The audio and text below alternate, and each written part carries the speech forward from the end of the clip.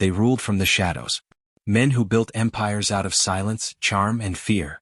From the rain-soaked streets of Harlem, to the sunburned hills of Sicily, to the golden lights of Los Angeles, their stories crossed oceans, generations, and sins.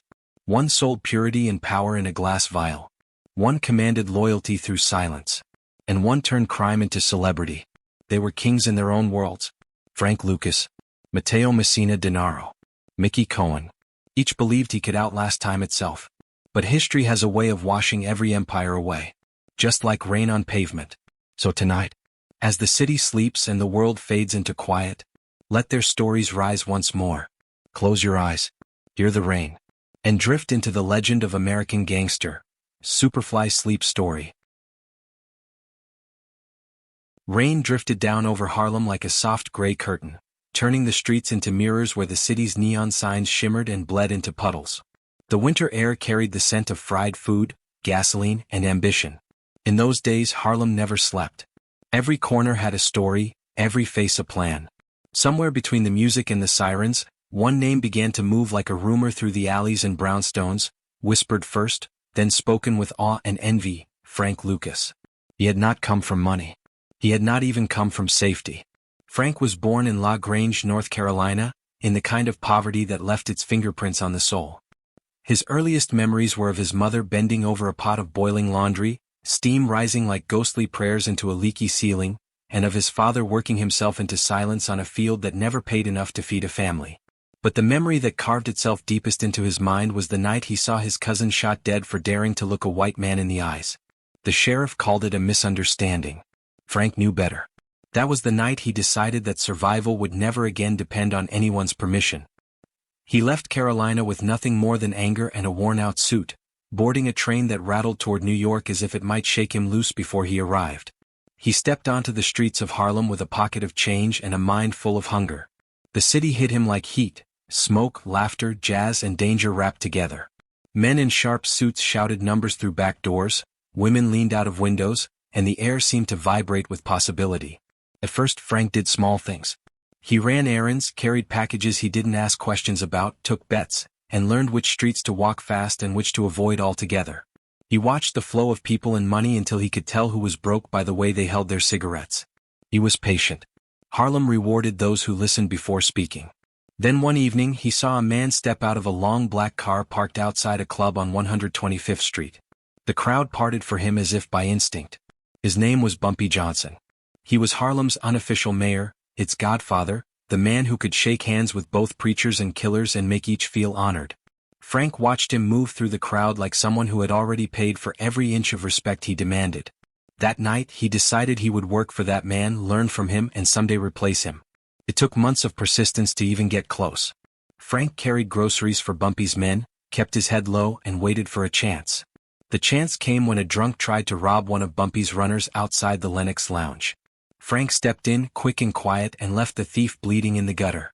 The next morning, a black car stopped in front of Frank's apartment.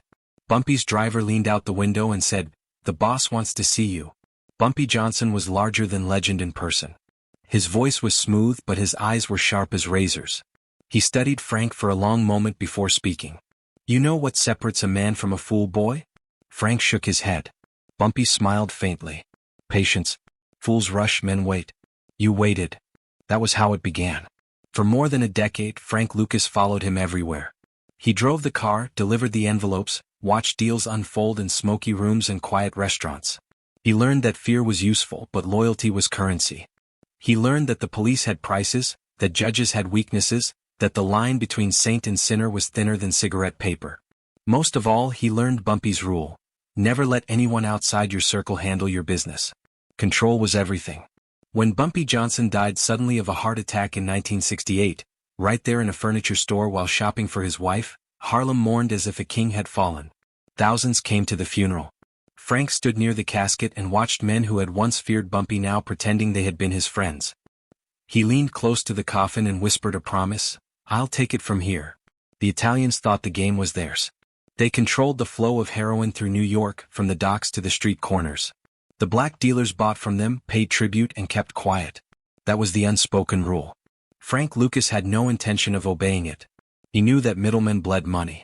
He had watched Bumpy pay them for years. Now he wanted to cut them out entirely. The opportunity came from a conversation overheard in a Harlem bar. A Vietnam veteran bragged about a cousin stationed in Bangkok who could get anything. Frank leaned forward, buying him drinks until the details spilled out. Within weeks he was on a plane to Thailand. No entourage, no bodyguards, just ambition and a borrowed passport. Bangkok in 1969 was chaos wearing the mask of a city. The air hung thick with humidity and gunpowder. Soldiers, smugglers and dealers crowded the streets. Frank moved through it like a man who had already imagined his destination. He met a U.S. Army sergeant named Leslie Atkins, a man who ran black market trades from the bases. Through him, Frank reached a family of local producers deep in the jungle, men who turned raw opium into the purest heroin on earth. They struck a deal. Frank would buy the product directly at the source, bypassing every mafia in America. It would be transported home hidden inside the coffins of American soldiers returning from Vietnam. It was ruthless, ingenious, and effective. Within months, New York was drowning in his creation. He called it Blue Magic. The name itself sold the dream. It was cleaner, stronger, more reliable than anything the Italian families could produce. Addicts whispered about it with reverence. Dealers fought to carry it. Harlem had never seen anything like it. Frank didn't just sell a drug, he built a brand. Money came in faster than he could count. Bundles stacked in closets, safes, shoeboxes, under floorboards. He bought houses, cars, and a nightclub. He moved his family to a mansion in Teaneck, New Jersey, where lawns were trimmed and neighbors waved politely, unaware that the man hosting barbecues on Sundays was running one of the largest drug operations in America. Harlem called him Mr. Lucas. His brothers called him Boss. He had what he had dreamed of: respect, fear, power. Then came the coat. It was a gift from his wife, Juliana, a woman of grace and steel who had stood by him from the beginning. For his birthday, she wanted to give him something no one could ignore: a full-length chinchilla coat with a matching hat, imported from overseas, valued at over $100,000. Frank argued at first. He had built his empire on quiet elegance, on being invisible in plain sight. But she insisted. "You're the king of Harlem," she said. "You should look like it."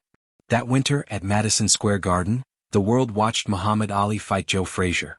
The seats near the ring were filled with celebrities, politicians, and mobsters. Cameras flashed like lightning. And there, in the front row, sat Frank Lucas in his chinchilla coat, next to Joe Louis, smiling as if he owned the night. For a moment he did. But power has a way of calling attention to itself. In that crowd sat Detective Richie Roberts of the Newark Narcotics Task Force. He didn't know Frank's name yet, but he noticed the coat. It was too expensive, too bold, too confident for a man no one recognized. He turned to a colleague and said, "Who the hell is that?" That question began the end. Over the next months, surveillance teams followed Frank's cars, tapped phones, and built files thicker than Bibles. Frank went on, unaware, believing his discipline made him untouchable. He still wore the coat. It had become more than clothing. It was proof that he had beaten the system, that a black man from the fields of North Carolina could sit closer to the ring than any Italian don. The raid came before dawn. Frank woke to the sound of doors breaking and dogs barking. Armed men flooded his house. Federal agents, local police, DA. They tore through walls and closets, ripping apart his world. Money spilled across the floor like confetti. His wife cried out as they cuffed her. His brothers were dragged out in their underwear. The empire fell in a matter of minutes. Frank stood in the wreckage and caught his reflection in a cracked mirror. Behind him, hanging on a chair, was the coat. Perfect, silver, arrogant. He looked at it and almost laughed. "That coat made me," he said quietly. "And it just broke me." The newspapers called him the Black Godfather. The prosecutors called him the biggest heroin dealer in New York's history. Facing decades in prison, he made a choice that shocked everyone. He talked. He exposed corrupt cops, dirty agents, and partners who had built fortunes beside him. Dozens were arrested. The system that had fed on his empire began to eat itself. When he was finally released years later, Harlem was unrecognizable. The music was different. The corners had new kings. The old bars were gone. He walked the same streets and felt invisible. Blue Magic had vanished, replaced by new poisons with cheaper names. The only thing left was the story. He lived quietly after that, half blind, in a small house surrounded by memories of a time when his name made men whisper. He told anyone who asked that he had done what he did for his family, that he never wanted violence, that he only wanted to prove he could stand equal. Maybe that was true. Maybe it wasn't. The line between legend and confession had long since blurred. Somewhere in a closet, the chinchilla coat still hung, wrapped in plastic, untouched by time. Outside, Harlem kept moving. The rain kept falling. The city forgot almost everyone, but it remembered him, the man who wore power on his shoulders like a crown, and for one impossible winter, made Harlem believe in kings. Before Frank Lucas became a name whispered in Harlem clubs, he had been a shadow trailing a king. For 15 years, he moved behind Bumpy Johnson, the man who ruled the streets with calm precision and a mind sharper than any blade. To understand Frank's rise, you have to understand Bumpy's world. The lessons learned in the silence between words, the rules that governed power when it wore a suit instead of a crown. Bumpy Johnson wasn't a man who shouted. He didn't have to. When he entered a room, conversations bent around him like light around gravity. He was tall, dignified, always in a pressed three-piece suit, hat tilted just so. His shoes shined brighter than the marble floors of the clubs he owned. He read poetry, quoted philosophers, and discussed Shakespeare while holding court in the back rooms of restaurants. But beneath that civility was an edge that cut without hesitation. He was Harlem's diplomat and its executioner. Frank's first years under him were spent in silence, watching, listening. He drove the Cadillac that carried envelopes to city officials, club owners, and men who smiled too wide. He fetched coffee, ran errands, carried messages sealed in small brown paper bags. To most, he was invisible. But invisibility suited him. It gave him space to observe, to learn the rhythm of Harlem's underground empire. Who paid, who owed, who feared, who pretended not to. One night, Bumpy invited him inside the Lenox Lounge after hours. The jazz band had packed up, leaving only the lingering scent of gin and smoke. Bumpy sat at the corner table, a half-finished chessboard between them. He gestured for Frank to sit. "You play?" he asked. Frank nodded hesitantly. Bumpy moved a pawn forward. "This game," he said, "is the streets. Each piece thinks it's got freedom, but every move costs something. The pawns die first because they move too fast. The kings move last because they wait. The queen, she moves however she wants, but she never forgets who protects her." He looked up, his eyes steady. "Remember that, Frank. Don't rush. Patience builds empires." That was lesson one. Over the years, Bumpy taught him many more. He taught him that loyalty was a form of currency more valuable than cash. "You can buy fear," he said once, "but you can't buy loyalty. You earn that by feeding families, by keeping promises, by remembering birthdays. You take care of people, they'll take care of you. Betray them once, you'll never get them back."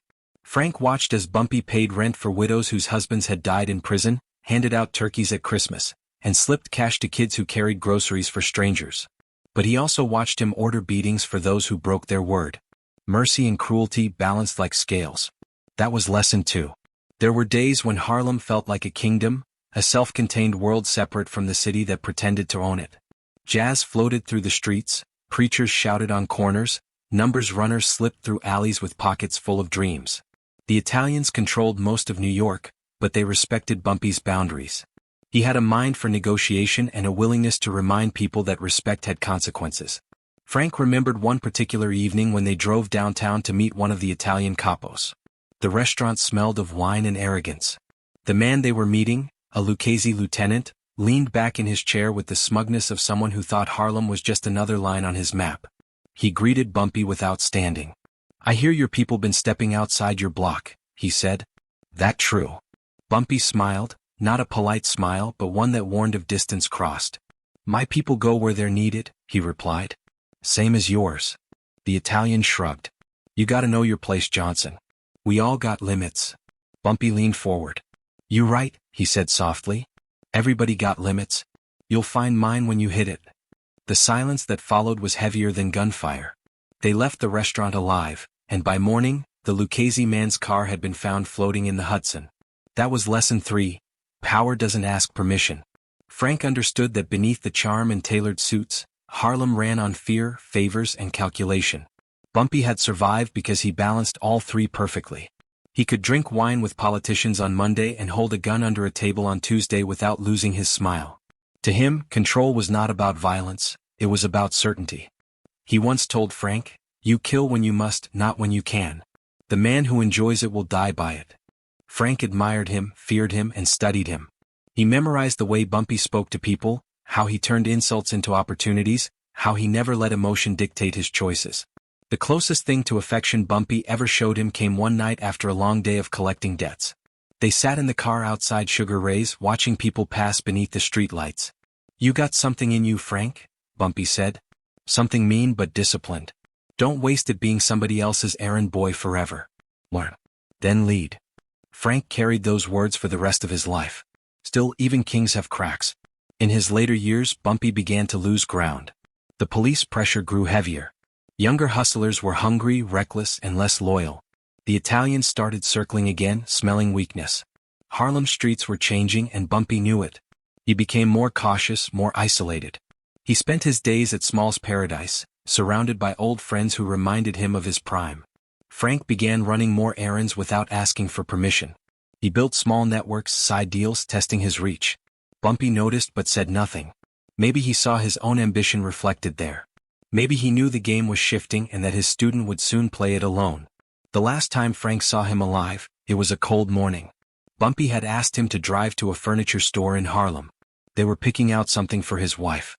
He was talking about style and fabric when his hand froze midair. His face went still. He leaned forward and before Frank could reach him, he collapsed. Just like that, the man who had ruled Harlem for 30 years lay silent on the floor between two couches. Frank shouted for help, but it was already over. At the funeral, Harlem lined up for blocks. Women cried. Men whispered. Some came out of respect, others out of curiosity. Frank stood near the casket, hands clasped, feeling something he didn't know how to name. Grief, yes, but also inheritance. Power was passing hands even if no one said it aloud. After the ceremony, one of Bumpy's old lieutenants approached him, a man named Sonny, thin and cautious. "You did right by him," Sonny said. "Now watch yourself. These streets don't stay empty for long." Frank nodded. He understood. The game would continue, it always did, but it needed a new player bold enough to rewrite the rules. In the weeks that followed, Frank visited the old haunts alone. The Lenox Lounge. The barber shops. The restaurants where Bumpy used to dine. Everywhere he went, people looked at him differently, half expecting him to step into the role, half hoping he wouldn't. The Italians tested him, sending offers dressed as threats. The police watched. Friends turned cautious. Harlem was a vacuum waiting to be filled. But Frank didn't rush. He remembered lesson 1. He watched. He built slowly, keeping his hands clean while others fought for scraps.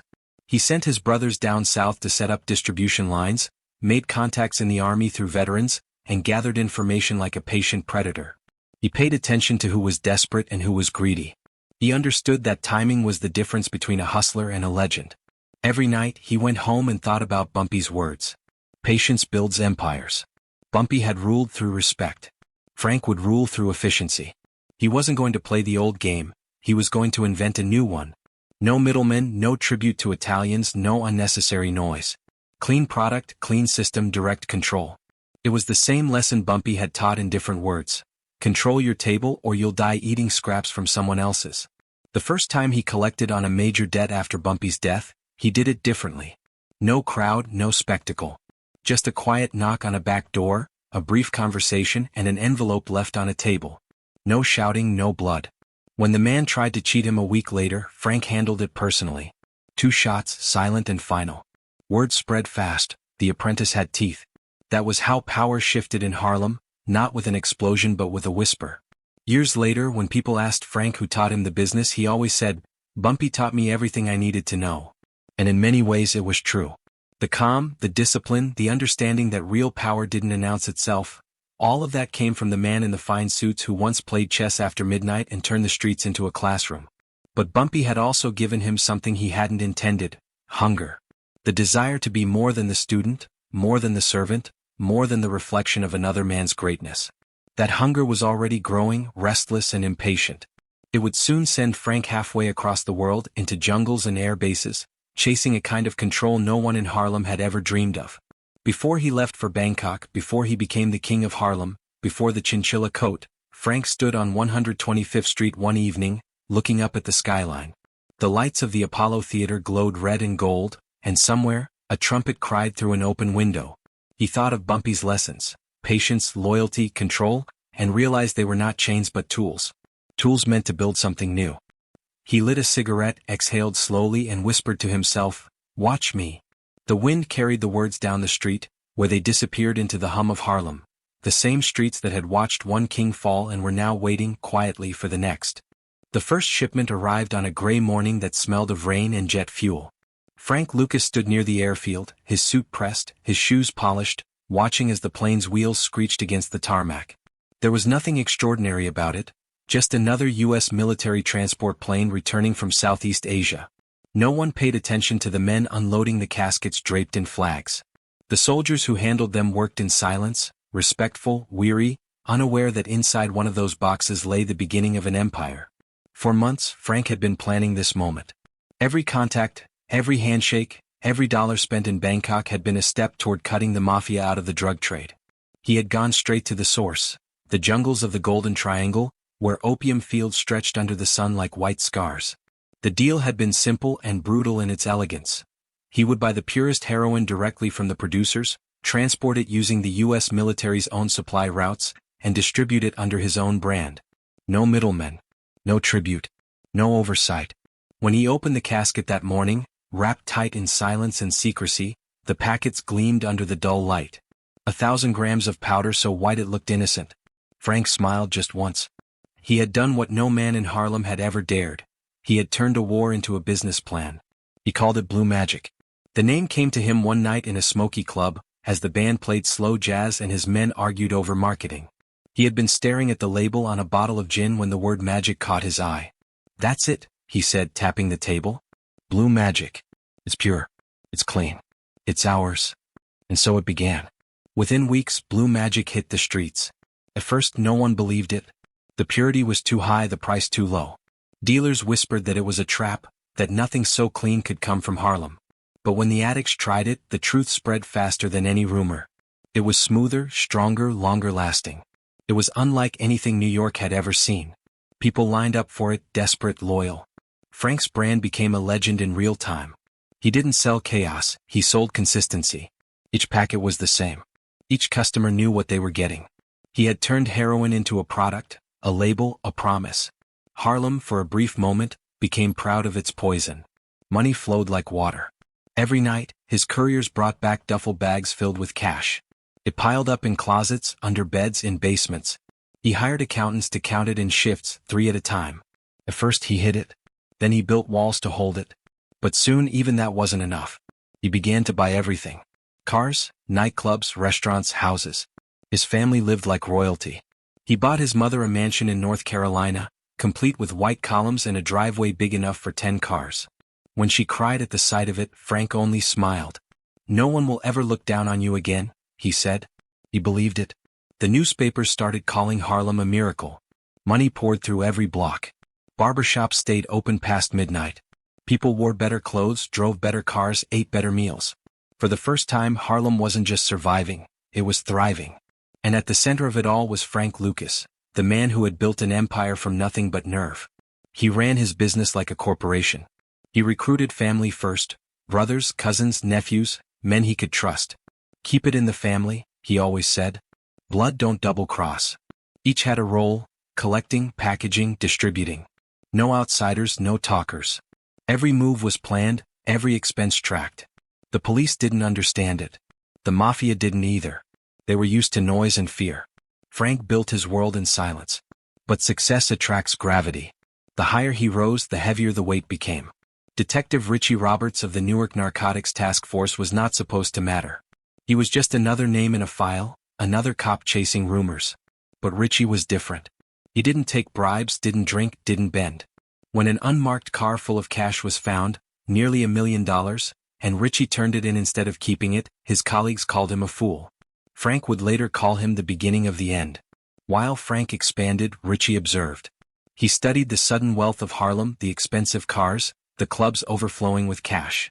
He saw the same question repeated on every block. How had a man no one knew become richer than the Mafia itself? Frank didn't notice.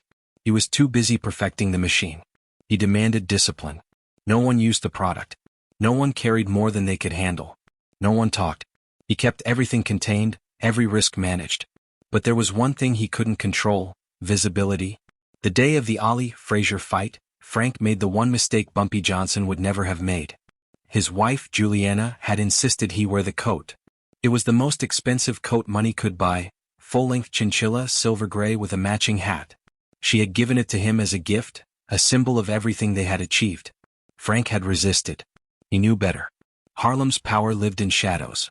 But love, pride, and the need to be seen are louder than caution. That night at Madison Square Garden, he took his seat in the front row, next to Joe Louis and his wife, dressed like royalty among gods. Cameras flashed. The coat shimmered. 1,000 eyes saw it. And among them, one belonged to Detective Richie Roberts. He leaned toward a fellow officer and asked, "Who the hell is that?" That question was the spark. From that night on, Richie's focus narrowed. He found the cars, the houses, the patterns. He began to map an empire built so quietly it had almost gone unseen. For every door Frank closed, Richie found another window. Surveillance teams followed the deliveries. Wiretaps hummed across Harlem. The walls began to close in inch by inch. Frank sensed it, faintly, like static in the distance. He noticed unmarked cars parked longer than they should. He heard rumors of questions being asked in Newark. But pride is louder than paranoia. He told himself he was too smart, too careful. He had built this from nothing. He could outthink anyone trying to take it from him. At home, the money grew until it became a burden. His wife joked that their house smelled like cash. He laughed with her, but the truth was he no longer slept. He'd wake in the middle of the night, hearing the sound of paper sliding against paper, as if the money itself were whispering warnings. He told himself it was nonsense. He was untouchable. Then came the Sunday morning when everything unraveled. It started with the sound of shattering glass. Doors crashed open, men shouted. Flashlights swept through hallways. Federal agents. Don't move. His brothers were dragged from their beds, his wife crying out as they tore open closets. Agents ripped apart walls, floors, ceilings. They found it all, the money, the drugs, the ledgers. Frank stood in the center of it, calm, expressionless. The chinchilla coat hung on a chair, untouched, still perfect. He looked at it once and smiled without humor. "That coat," he whispered, "it made me and it broke me." At the station, reporters crowded the hallway. Cameras flashed again, but this time the light was harsh, unforgiving. Headlines would soon call him the Black Godfather, the man who built Harlem's fortune and destroyed it. In court he said little. When asked why he turned to the drug trade, he answered simply, "Because I wanted to be somebody." He was sentenced to decades behind bars. The empire of blue magic collapsed overnight. Addicts turned desperate. The streets fell silent. The same men who once called him king now pretended not to know his name. But the story didn't end there. In prison, Frank watched the world change. The Mafia lost its grip. New gangs rose. The city that had once bowed to him forgot his face.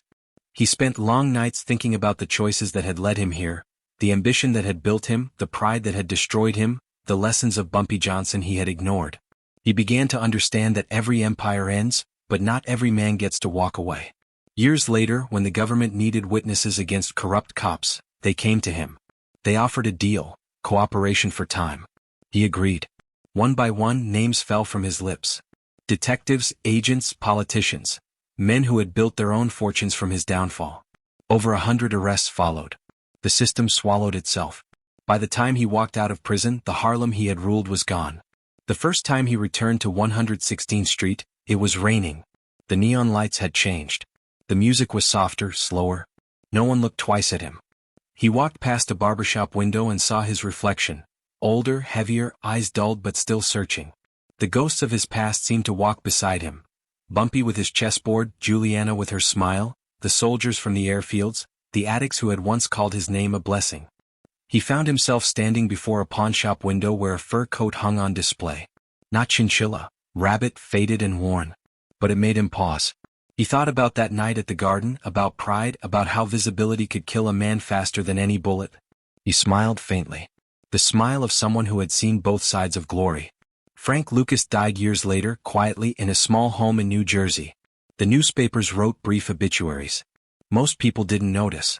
But in Harlem, old men still told stories about the man who brought money back to their streets, who made kings out of hustlers and turned heroin into art. Some said he was evil. Others called him brilliant. Both were right. The name Blue Magic still lingers like perfume in forgotten corners, the kind of memory that glows faintly when rain hits pavement. And somewhere, perhaps in an old closet or a collector's trunk, the chinchilla coat might still hang, shimmering in silence, a symbol of everything ambition can buy, and everything it cannot keep. The empire didn't collapse all at once. It cracked slowly, like glass under pressure, while Frank Lucas kept telling himself that everything was fine. The cars still lined his driveway. The clubs still paid their dues. The men still called him boss. But beneath the surface the walls were shifting. The law was watching. His enemies were listening. And the people he trusted most were beginning to count what they could take when it all fell apart. For years, Frank had built his kingdom on silence. He paid well, he punished rarely, and he believed that loyalty could be purchased with blood ties. But loyalty fades when fear begins to whisper. The moment the first man in his circle got arrested, that whisper turned into a storm. The police had names. The DA had files. And one by one the people he had raised began to trade his empire for their freedom. Detective Richie Roberts worked patiently, methodically, like a surgeon cutting open a tumor. He followed the money, not the noise. Every shipment, every property, every cousin who owned a Cadillac became a trail that led back to Frank. What had once been invisible now stood in fluorescent light. The houses in New Jersey, the offshore accounts, the bribes to cops and customs officers. Frank's greatest strength, his precision, became his evidence. He felt it closing in. Nights grew longer, sleep thinner. The laughter around his dinner table felt rehearsed. Juliana noticed his silence, his half-finished meals, the way he checked the windows twice before turning off the lights. "You should get out," she told him one evening. "You got enough money for 3 lives. Walk away." He kissed her hand and said, "You don't walk away from something like this. You just run out of time." The time ran out one Sunday morning. The sky was gray, the air heavy. He was still half asleep when the crash came, the front door splintering, boots on marble, shouts echoing through the house. Federal agents flooded in with rifles raised. They moved like a storm through every room, ripping up floorboards, kicking open closets, tearing apart walls. His brothers were dragged from their beds, shouting. Juliana screamed as they found the money, piles of it, stacked like bricks, enough to make headlines. When they carried him out in handcuffs, the neighbors watched in silence. One of them crossed himself. The empire of Harlem's king ended not with gunfire, but with paperwork. At headquarters, reporters were already waiting. Cameras flashed, and for the first time Frank didn't look at them. The same chinchilla coat that had made him famous sat folded in an evidence bag, damp with rain. He could hear the detectives joking behind him, calling him Superfly, Mr. Magic, the king who thought he was invisible. He said nothing. He had learned long ago that words could be used against you. The trial was chaos. Witnesses lined up, some loyal, others desperate. The prosecutors called him the biggest drug trafficker in New York's history. They showed photos of the coat, the cars, the houses. Juliana sat in the front row, quiet, her eyes glassy. When the verdict came, guilty, she closed them and didn't open them again until the courtroom was empty. Prison was another world. Concrete, steel, silence. Men who had once feared him now stared through him. He walked the yard with no entourage, no suit, no shine. He spent his days replaying the choices that had brought him there, the ambition that had built him, the pride that had betrayed him, the coat that had marked him. In his mind, he saw Bumpy Johnson sitting across the chessboard again, the pawn moving too fast toward the queen. Patience builds empires. He had forgotten that. Richie Roberts visited him once, years later. They talked through glass. Roberts looked tired but calm, the kind of man who had spent his life chasing ghosts. Frank studied him and said, "You did your job." Roberts nodded. "So did you." Neither smiled. They both knew the truth. They were two sides of the same story, ambition and justice, mirrors facing each other until they broke. When the government came asking for cooperation, Frank agreed. He gave them names, dirty cops, corrupted agents, men who had dined at his table while pretending to serve the law. 100 officers were arrested. The empire that had destroyed Harlem now devoured itself. He reduced his sentence, but the cost was steep. In the streets, snitches died forgotten. But Harlem was changing. The new generation didn't remember the rules. They didn't remember Bumpy or Blue Magic, or the man who once ruled them all. When he was released, the city felt smaller. The buildings were cleaner, the faces younger, the music lighter. He walked through Harlem like a ghost. The clubs were gone, replaced by corner stores. The barbershop still buzzed, but no one knew his name. He passed a shop window one evening and saw his reflection. An old man in cheap clothes, shoulders still straight but eyes clouded. For a moment he thought he saw Bumpy standing behind him, shaking his head. Then the light changed and he was alone again.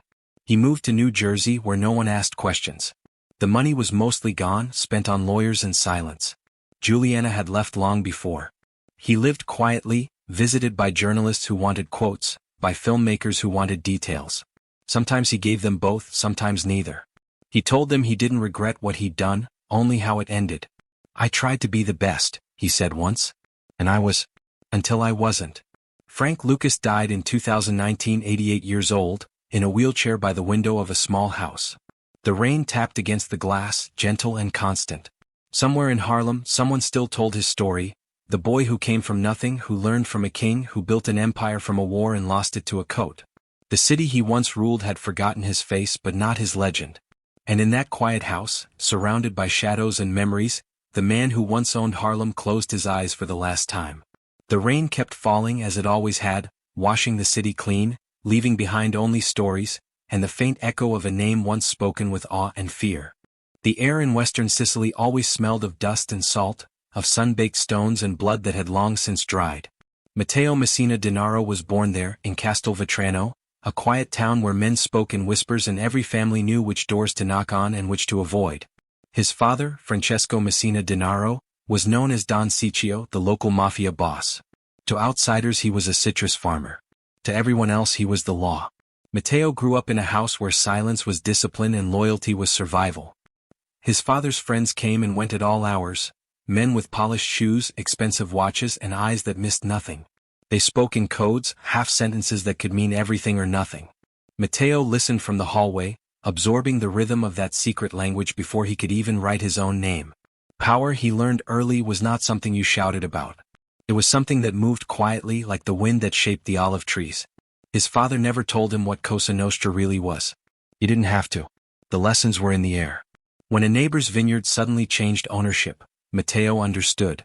When a man who had been loud in the bar disappeared the next morning, Matteo didn't ask questions. He simply watched, learned, remembered. "Parla poco, osserva tutto," his father told him. "Speak little, observe everything." He was 14 when he first saw his father kill a man. They were driving through the countryside when Don Ciccio stopped the car by a stone wall. Another car was waiting. A man stood beside it, trembling.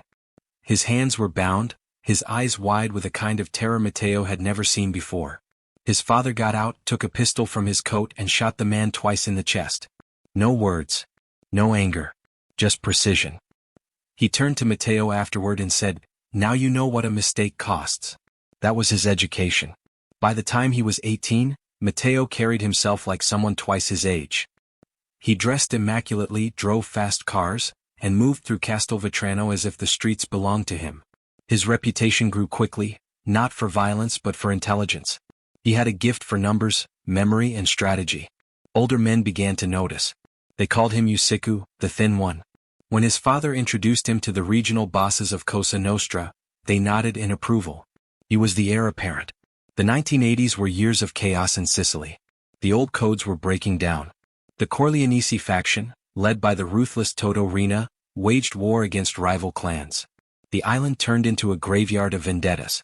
Politicians, police officers, and judges were blown up in the streets. It was no longer business, it was war. Matteo came of age in that fire. He learned to read the signs of danger the way fishermen read the tides. He moved with caution, but he never flinched. When his father died of natural causes in 1998, Matteo was already more feared than loved. He had inherited the networks, the money, the loyalty of the old guard, and something more dangerous: ambition.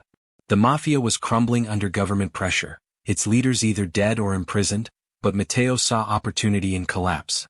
"We adapt or we vanish," he told his men. Cosa Nostra doesn't die, it transforms. He began reorganizing the organization like a corporation. Drugs, construction, waste management, renewable energy, anything that moved money. He replaced old rituals with modern efficiency. Gone were the open meetings, the blood oaths performed in candlelight. Everything became coded, hidden, encrypted. He used cell phones only once, never twice. He communicated through lovers, friends, and intermediaries who didn't even know who they were serving. The newspapers began to call him Diabolic, after the comic book thief who lived without a face. The name stuck. He didn't care for superstition or legacy. He cared for results.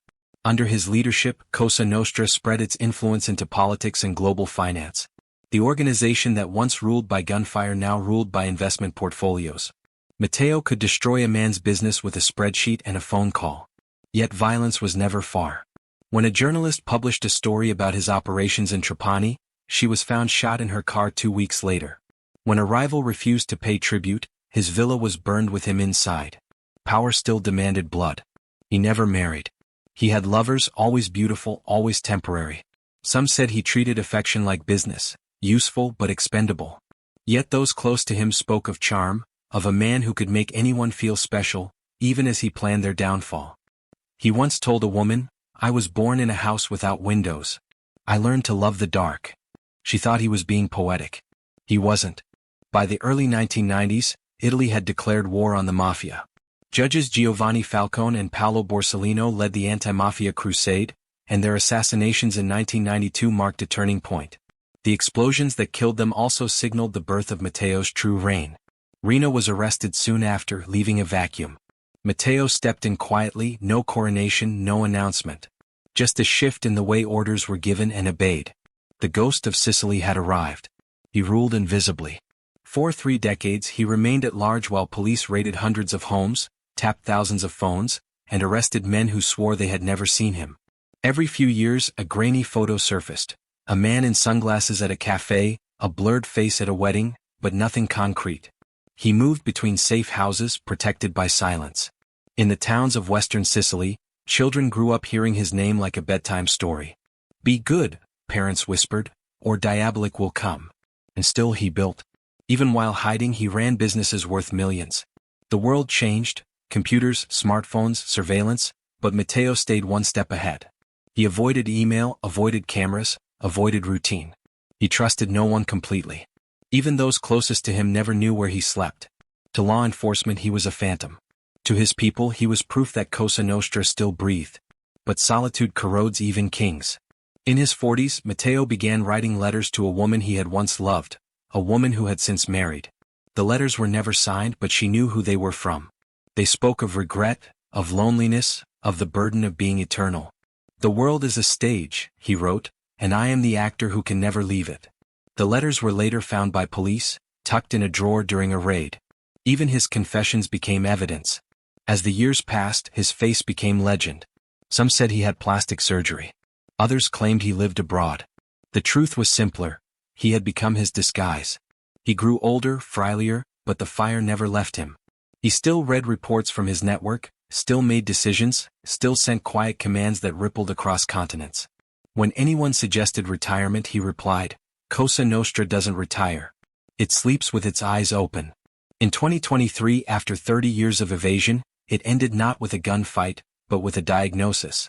Matteo Messina Denaro, age 60, walked into a private clinic in Palermo for cancer treatment under a false name. The doctors recognized him. They called the police. When the officers arrived, he didn't resist. He looked at them, nodded, and said softly, "You finally found me." He was wearing designer glasses, a brown leather jacket, and a faint smile, as if amused that the game was finally over. The news spread like wildfire, the last godfather caught.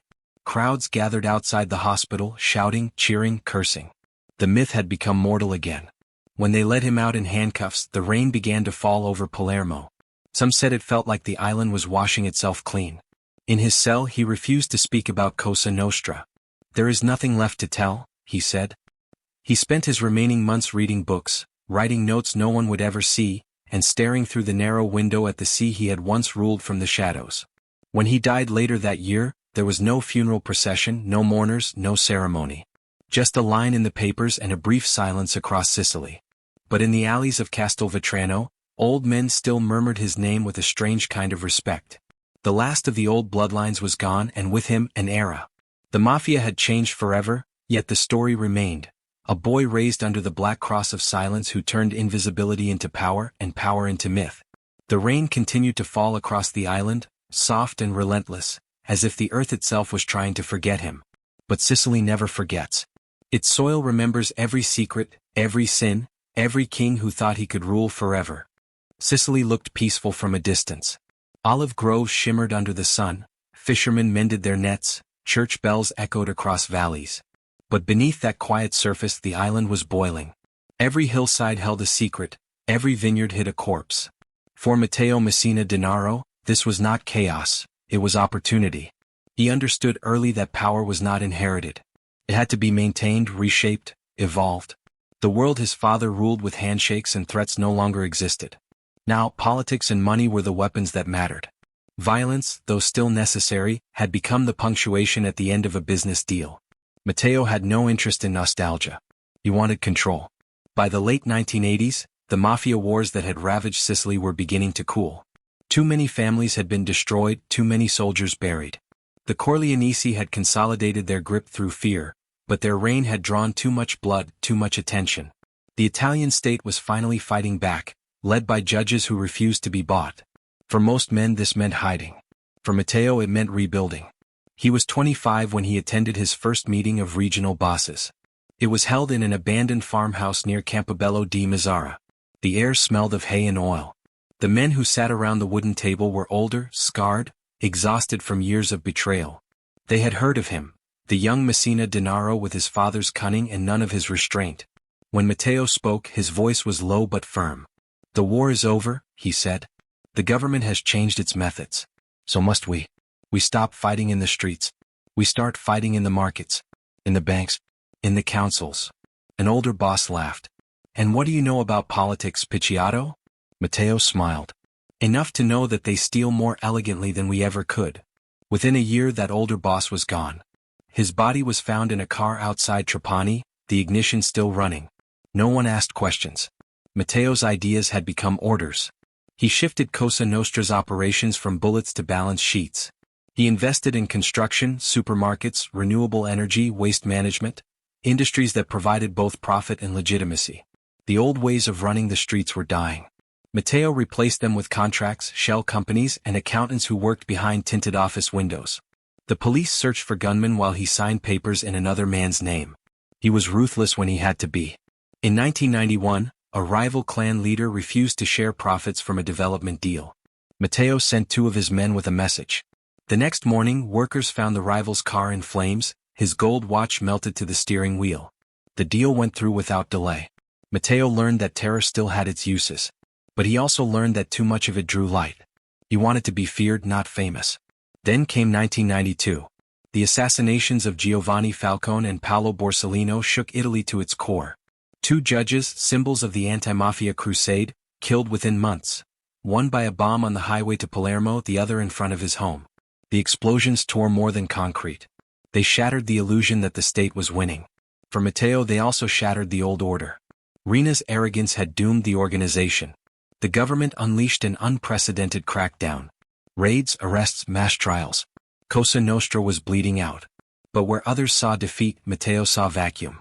Rina's capture in 1993 created a leadership void.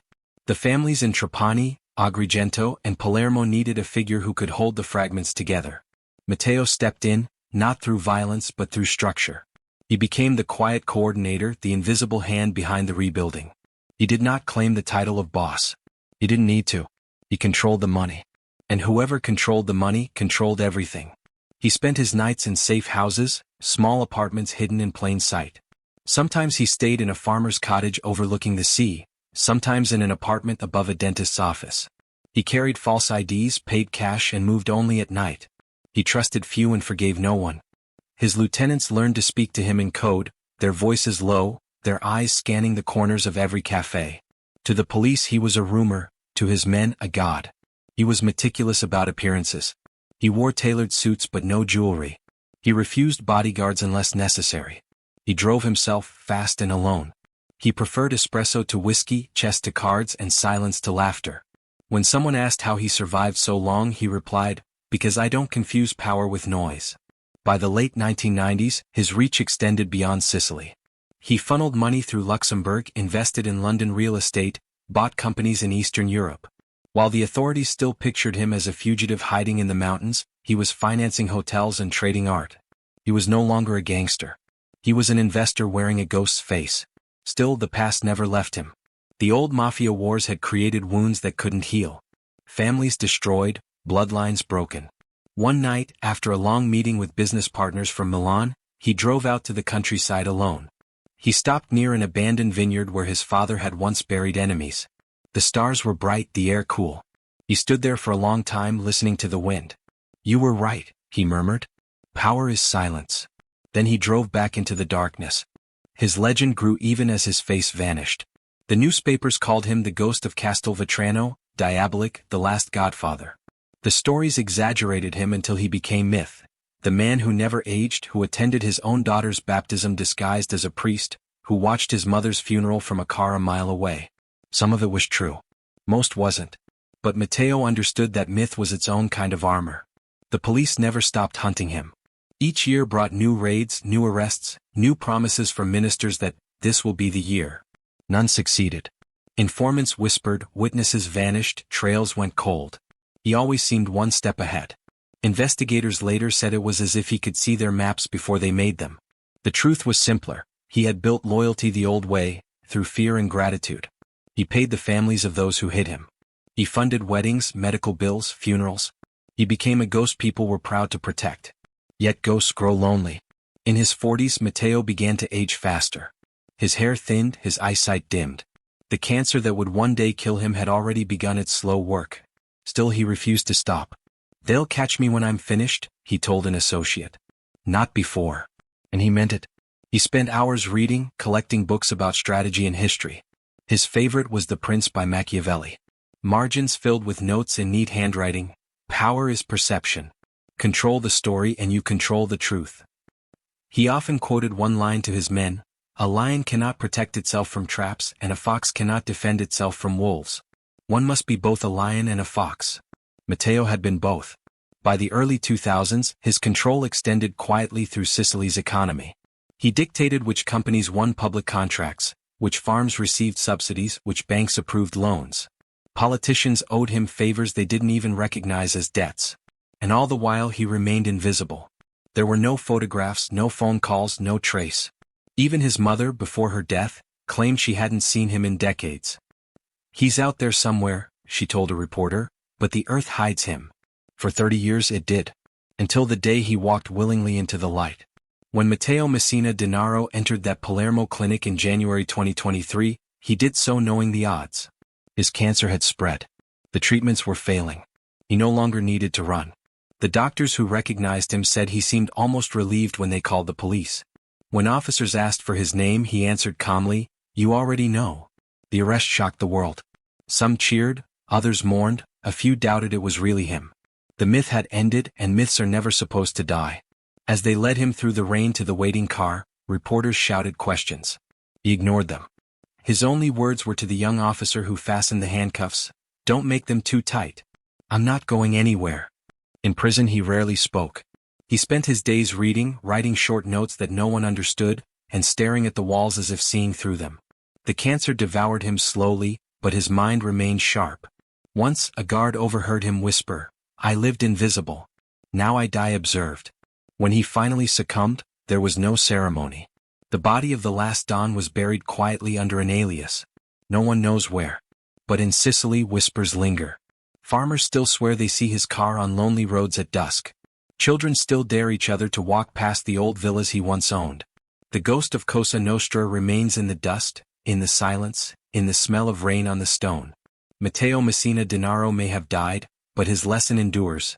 True power doesn't shout, it endures unseen. And somewhere, in the hills above Castelvetrano, the wind still carries his name through the vineyards, like a secret no one dares to forget. The day Matteo Messina Denaro was captured, the sky over Palermo was the color of lead. Rain gathered in shallow puddles along cobblestones, and the sea groaned against the harbor walls. It was a Monday morning, the kind that carried no hint of history until it arrived. Outside the La Maddalena private clinic, a small crowd stood under umbrellas, unaware that behind those whitewashed walls, the last godfather of Cosa Nostra was sitting quietly in a waiting room, reading a magazine. He wore dark glasses and a leather jacket. His face, though older and thinner, still carried the calm precision of a man who had never needed to hurry. The receptionist smiled politely as she handed him the paperwork. He filled it out in neat handwriting, the alias written without hesitation, Andrea Bonafide. It was a name he had used for years, borrowed, stolen, perfected. But the walls were closing in and he knew it. The doctors had suspected long before that their mysterious patient was not who he claimed to be. His money came in cash, his medical records were vague, and his composure never slipped. It was only a matter of time before someone made the call. And when the carabinieri entered the building that morning, moving with quiet purpose, Matteo did not run. He folded his magazine, set it on the chair beside him, and looked up at the officers. "You've come for me," he said softly. Finally. They surrounded him, guns raised but unnecessary. He smiled faintly as if greeting old friends. When they cuffed him, he asked them not to pull too tightly. "I'm not 20 anymore," he said, and then walked out into the rain. The cameras flashed, capturing the moment the myth turned mortal. For 30 years the world had chased a ghost. Now the ghost had a face. News spread like wildfire. Crowds gathered outside the Palermo police headquarters. Some cheered, others spat curses. Mothers of the murdered carried photographs of their sons. Children of the loyalists stood silent. Television networks replayed the footage on a loop. The brown leather jacket, the gray beard, the smirk that looked like defiance but might have been exhaustion. Headlines read "The Last Godfather Falls." To the state it was justice. To Sicily it was the closing of an era. Inside the interrogation room, Matteo refused to answer questions. He sat with his hands folded, eyes distant, and listened as detectives listed the charges: murders, extortion, racketeering, terrorism. When they finished, he said, "I deny nothing and admit nothing. You're late, that's all." He didn't ask for a lawyer. He didn't ask for mercy. He only asked for coffee. The prosecutors wanted a confession. They got silence. They wanted remorse. They got something colder: acceptance. "You can arrest a man," he told them once, "but you can't arrest what he created." When they mentioned the victims of the Mafia's bombings, he shrugged. "Every system has its price. You pay yours, I paid mine." To them it was arrogance. To him it was logic. He was taken to a high-security prison near L'Aquila, a facility built for ghosts like him. Men who had once controlled cities but now lived behind steel doors and flickering lights. His cell was small, clean, and silent. The guards treated him with the strange mix of hatred and respect that power always commands even in defeat. They said he woke early, exercised, read books on history and religion, and wrote in a small notebook until lights out. He spoke rarely. When asked what he was writing, he said, "Just what silence sounds like." In those final months, cancer returned with vengeance. The doctors gave him morphine, but he refused it most days. "I want to feel the time passing," he said. When one of the guards asked if he feared death, he smiled. "I've been dead for 30 years, he replied. "I just hadn't been buried." Outside, the media fed on every rumor. Some claimed he had left behind hidden fortunes, coded ledgers, and secret heirs. Others said he was cooperating, naming names, unraveling the last networks of Cosa Nostra. None of it was true.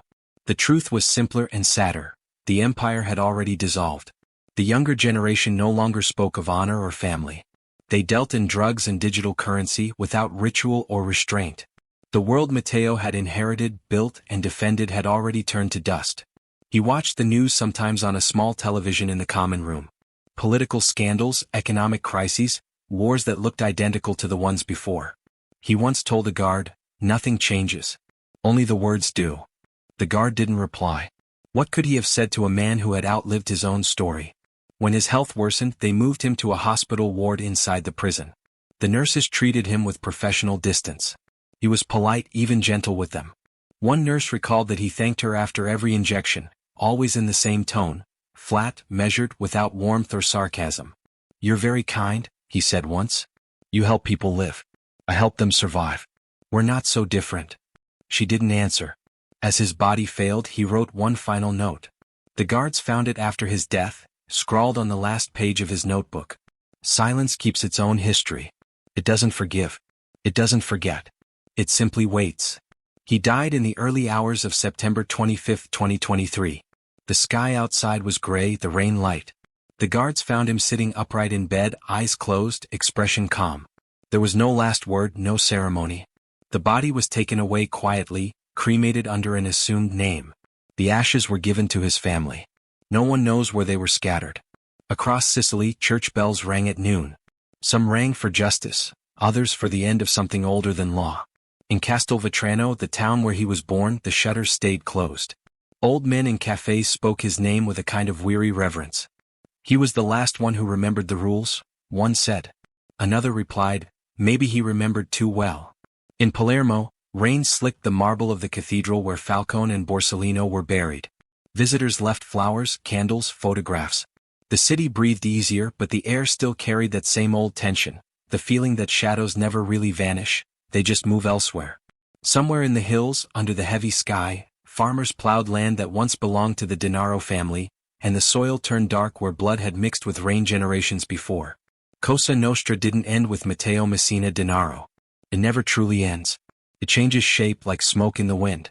But something in the island shifted with his death. The silence he had ruled for decades began to thin, replaced by the clamor of a world too noisy to keep secrets. The old codes, the oaths, the loyalties, the bloodlines faded into memory. Still, legends do not die cleanly. They linger, haunting the places they once owned.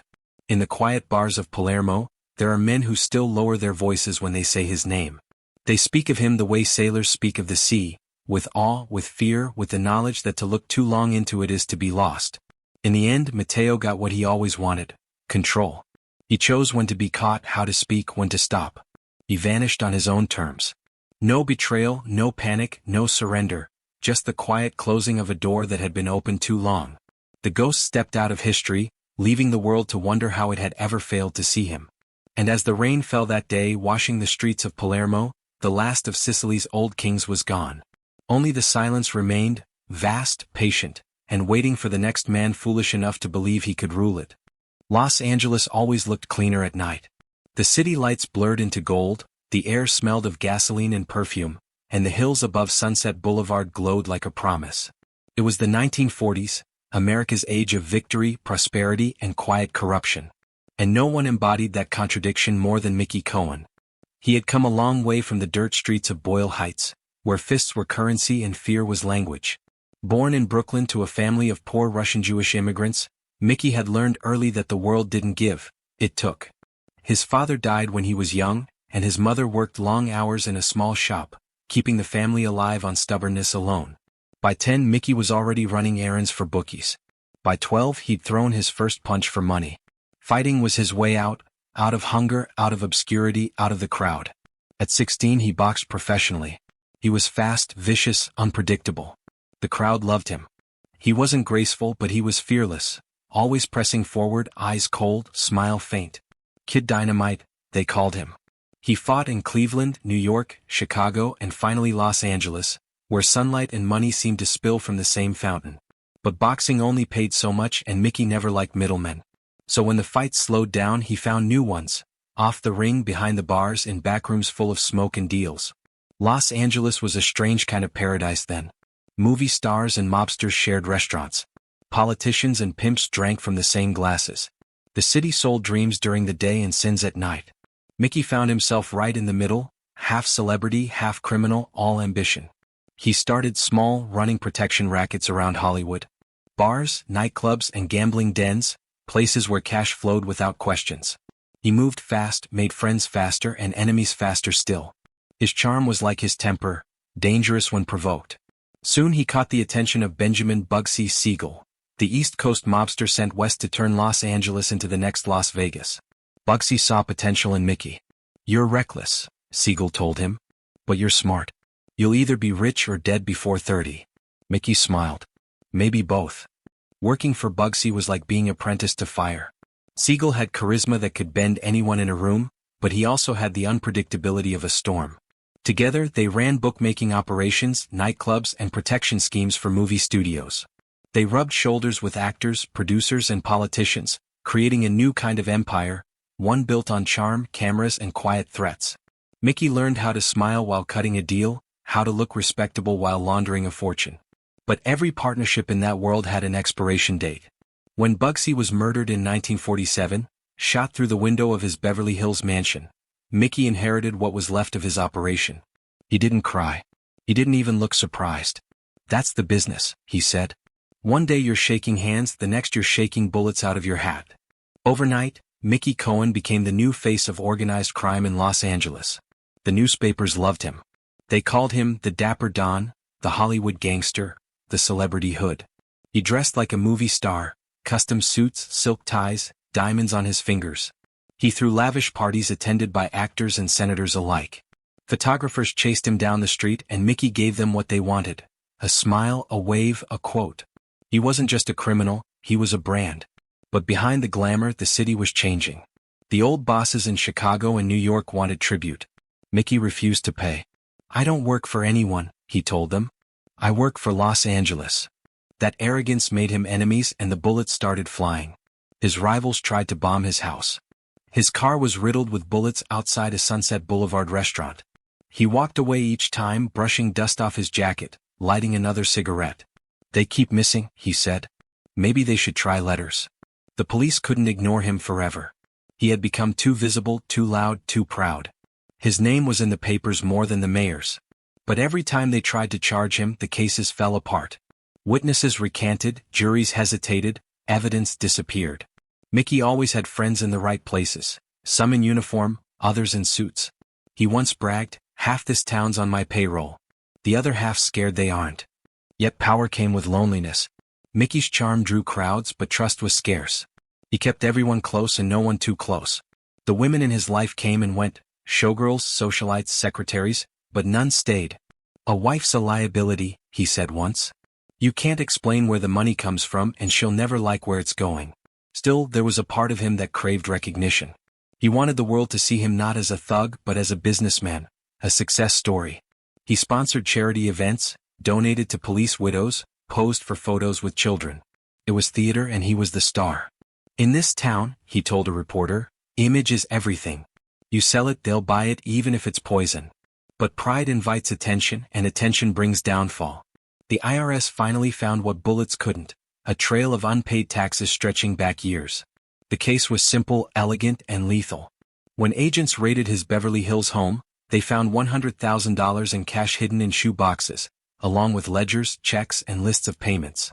It wasn't the drugs or the guns that would end him. It was arithmetic. In court, Mickey played his role to perfection. He cracked jokes, winked at reporters, told stories about movie stars. But behind the laughter was fury. He had built an empire on charm and risk, and now it was numbers, cold, dull numbers, that threatened to destroy him. "I should have paid the damn taxes," he muttered once. "At least then I'd still have the headlines." He was convicted of tax evasion in 1951 and sentenced to prison. The city that had once adored him moved on. His name became gossip, then nostalgia, then nothing. But Mickey was never one to vanish quietly. Inside prison walls, he turned confinement into theater.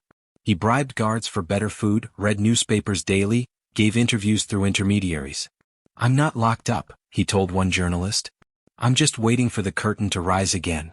When he was released, he returned to a different Los Angeles. The world had shifted. The old clubs were gone, the gangsters replaced by businessmen with cleaner suits and quieter sins. Mickey tried to reclaim his place, opening small operations, talking deals, calling in favors. But time had moved faster than he had. His influence faded. The headlines no longer spelled his name in bold. He walked the same streets, but the lights didn't shine for him anymore. He grew older, heavier, slower. The laughter that once filled his nights turned into silence. Friends died, enemies prospered, and the city forgot. He spent his last years running a small haberdashery, a clothing store for men, still immaculate, still full of mirrors. Customers came in unaware that the man measuring their suits had once ruled Los Angeles from the back of a Cadillac. When asked about his past, he'd shrug. "It was business," he said. "Just not the kind you put on a resume." Mickey Cohen died in 1976 in his sleep, in the same city that had made and unmade him. The newspapers gave him half a page, "Former gangster dies at 63. But some of the old reporters still remembered the sparkle in his eye, the grin that could light a room or start a war. One wrote, "He wanted to be a star, and for a while he was the brightest and the most doomed." Today, Los Angeles remembers him differently. His name drifts through documentaries, his stories whispered in bars that once paid him protection. Some call him a criminal, others a showman, a pioneer of celebrity crime.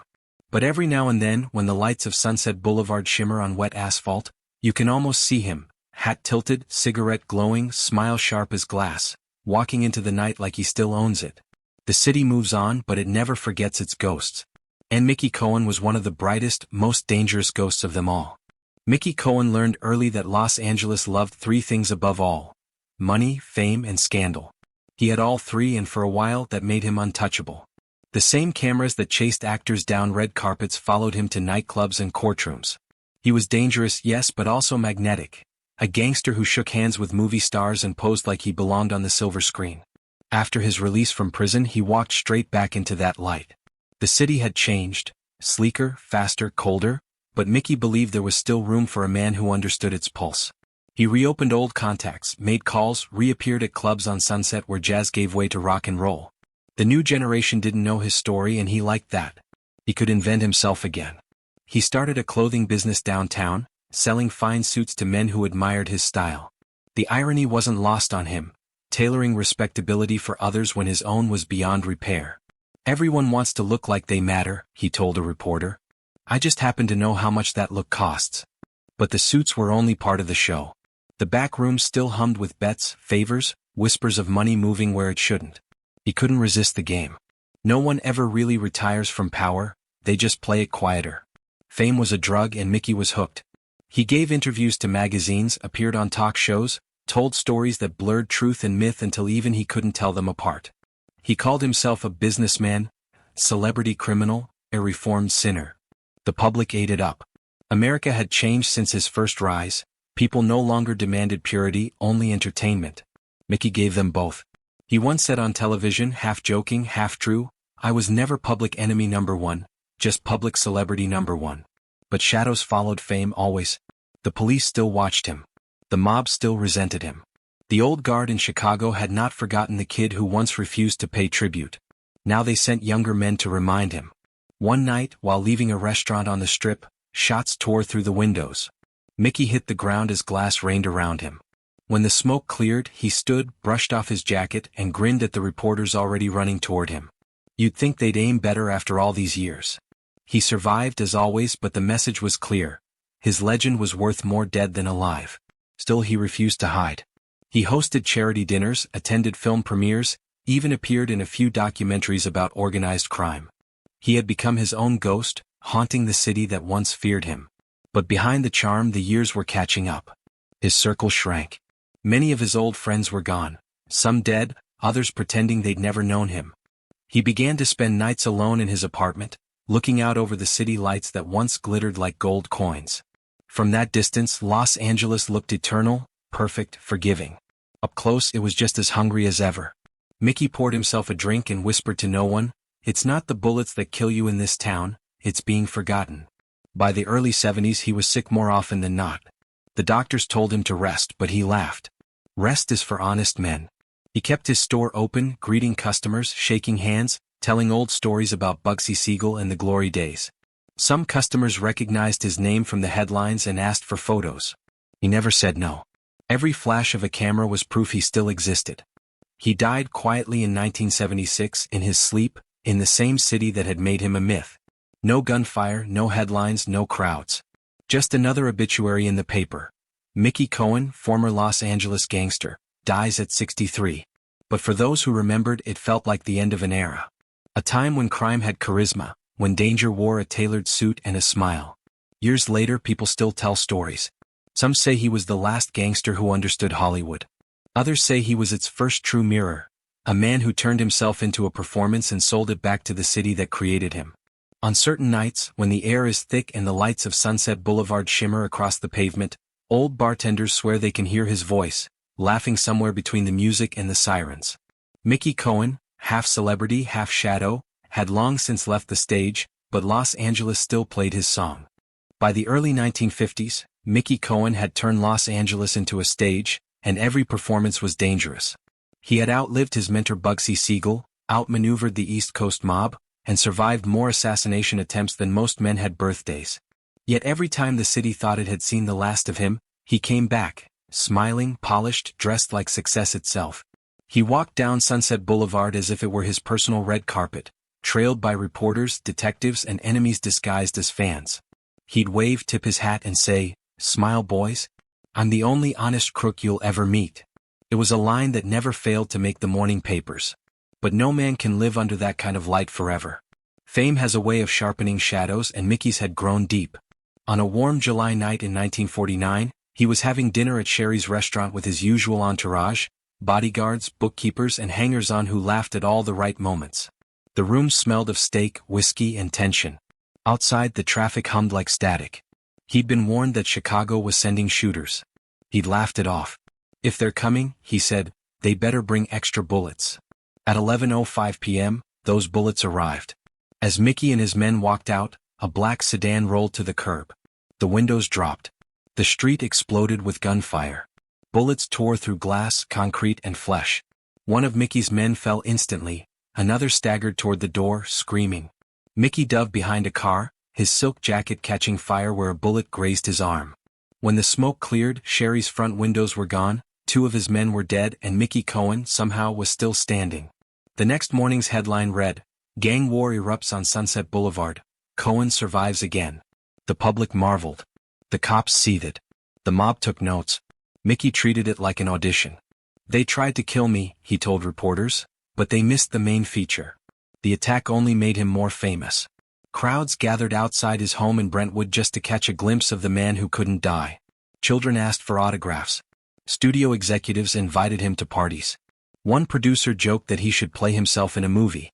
"Maybe I already am," Mickey said. But the truth was uglier. Each attempt left him more paranoid, more isolated. He changed cars daily, slept in different rooms, ate from sealed dishes. He hired new guards, then fired them before they could betray him.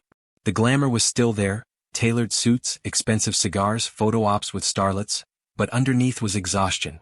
He'd built his legend on defiance, but legends are heavy to carry. The government came for him again in 1951, this time through the back door, tax evasion. They couldn't pin murder or gambling on him, but they could count his dollars.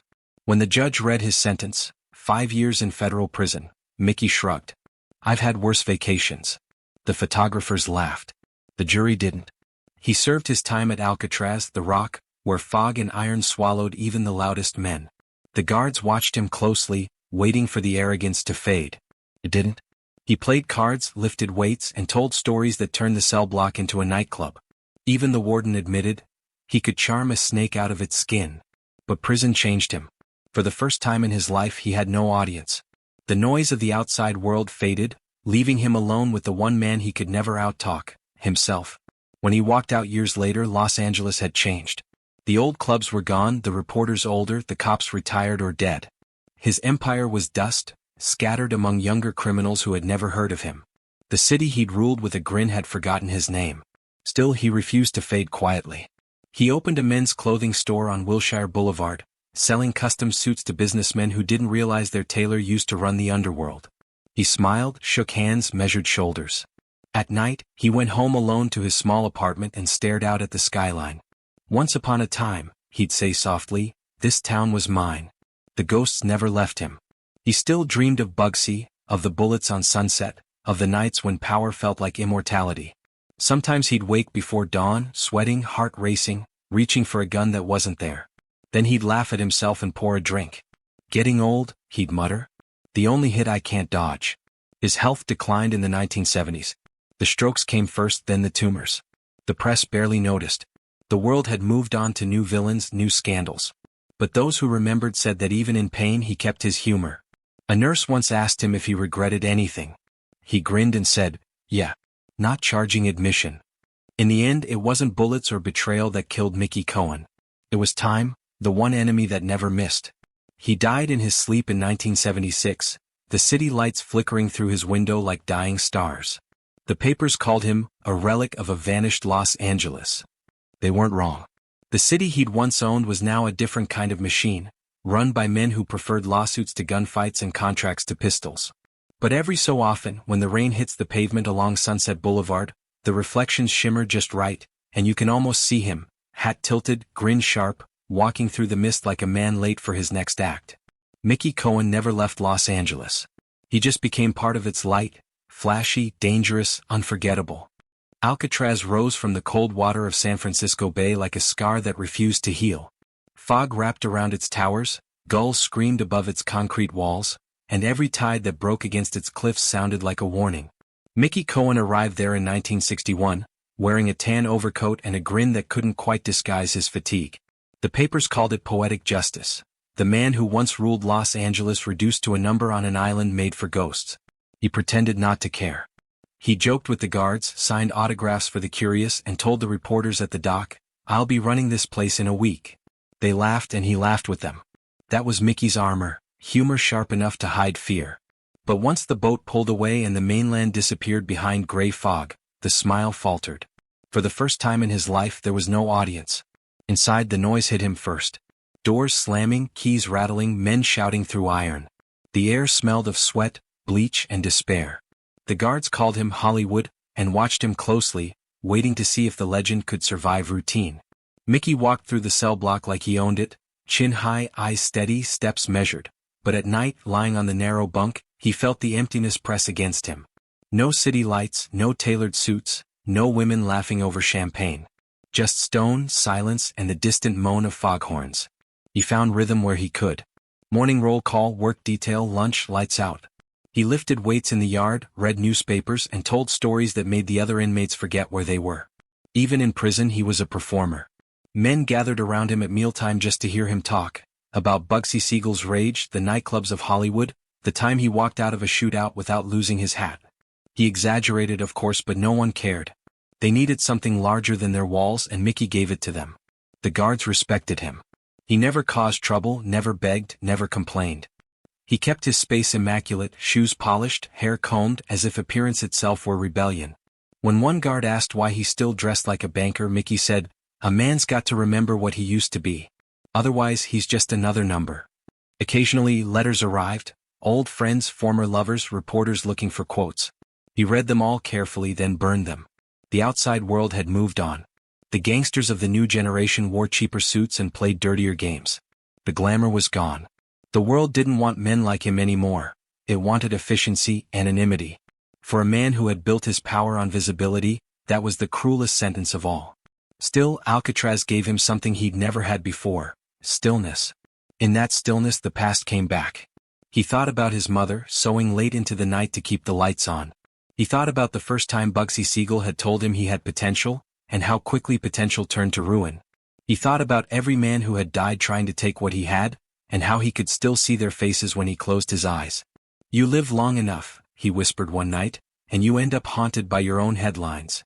Sometimes the warden invited him to his office for coffee, a strange courtesy reserved for criminals who commanded respect.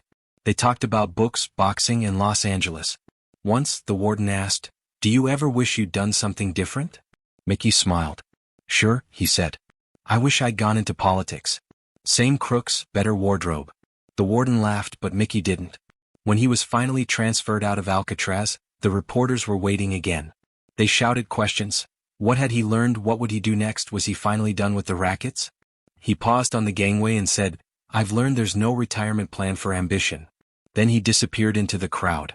He spent the next years in and out of smaller prisons, tax charges, parole violations, minor scams that never quite worked. He was older now, slower but still sharp. Even behind bars he maintained a kind of command. Other inmates deferred to him. Guards shook his hand when he left. He had long since stopped being feared, but he was still respected. That was something. In quieter moments he became reflective.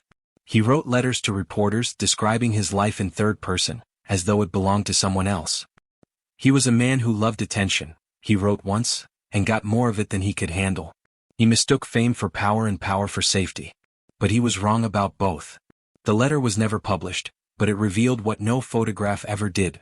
Mickey Cohen, for all his swagger, understood the cost of the life he'd chosen. By the early 1970s his health began to fail. The years of fighting, stress, and indulgence had carved deep lines into his face. He suffered 2 strokes and spent long months in hospitals under guard.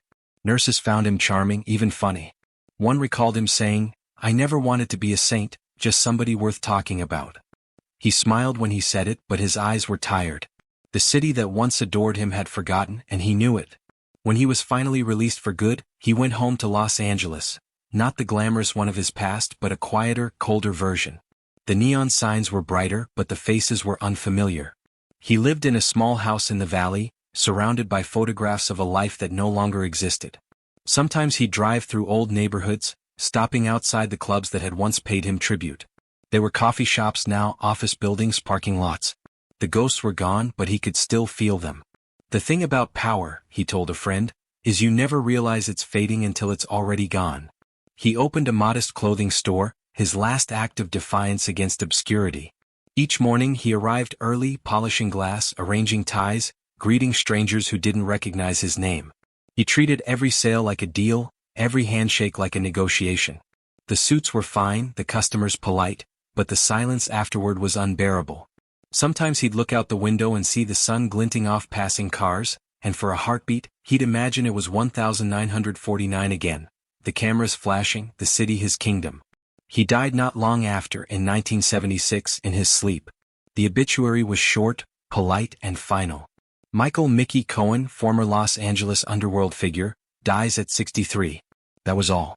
But some of the old-timers, the bartenders and bookmakers who had seen him in his prime, raised a glass that night.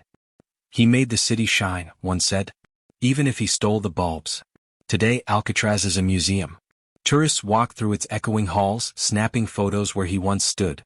In one of the cells, carved faintly into the wall, there's a single line no one can quite explain. You don't beat time, you borrow it. No one knows who wrote it.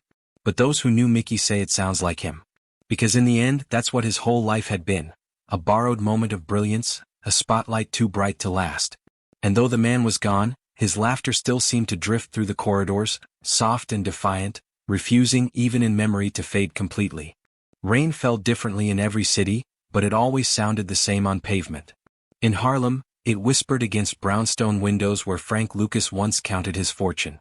In Sicily, it slid down the stones of abandoned villas where Matteo Messina Denaro's voice had ruled the silence.